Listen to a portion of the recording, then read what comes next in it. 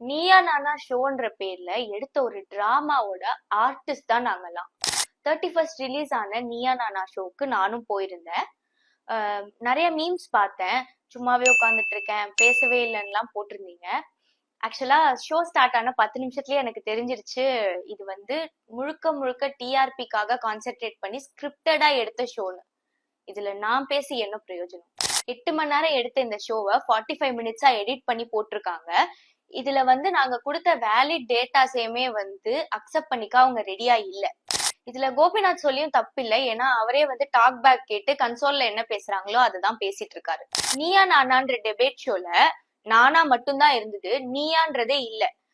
டெலிபரேட்டா ஒரு சைடோட பாயிண்ட மட்டுமே பயோஸ்டா காட்டிட்டு இருந்தாங்க, எங்களை அதிகமா பேசவே விடல. நீயா நானா டீமுக்கு ஒரு சின்ன ரெக்வெஸ்ட், இத வந்து மக்களுக்கான ஷோன்னு தானே சொல்றீங்க.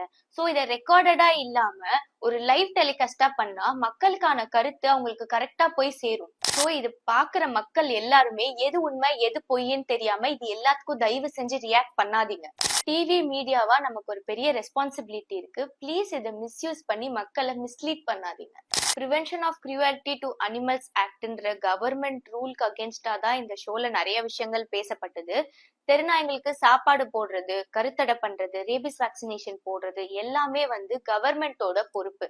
இந்த ஷோல பேசின படவா கோபி அவர்களா இருக்கட்டும், இல்ல ஆக்ட்ரஸ் அம்முவா இருக்கட்டும், சமரனா இருக்கட்டும், இவங்களை யாரையுமே சரியா பேச விடாம பதற வச்சு ஆப்போசிட்ல இருக்கிற 4 பேரை பக்காவா ஸ்கிரிப்ட் பண்ணி உட்கார வச்சு பேச வைக்கிறது, பிளஸ் அவங்களோட பாயிண்ட்ஸை மட்டுமே வேலிடா எடுத்துக்கிறது எப்படி ஒரு டெபேட் ஷோ ஆகும்? இந்த மாதிரி மிஸ்லீடிங்கான கண்டென்ட்னால பாதிக்கப்படுறது நீங்களோ நானோ இல்ல, அந்த வாயிலா ஜீவன்கள் தான். எவ்வளவு விஷயத்த வாழ்க்கையில இக்னோர் பண்ணிட்டு போறோம். அதனால உங்களுக்கு பிடிக்கலன்னா தயவு செஞ்சு இதையும் இக்னோர் பண்ணிட்டு போயிடுங்க. அதுங்களுக்கு சாப்பாடு வைக்கிறவங்களையோ இல்ல அதுங்களை வந்து கேர்டேக் பண்ணிக்கிறவங்களையோ தயவு செஞ்சு இதனால வந்து துன்புறுத்தாதீங்க ப்ளீஸ்.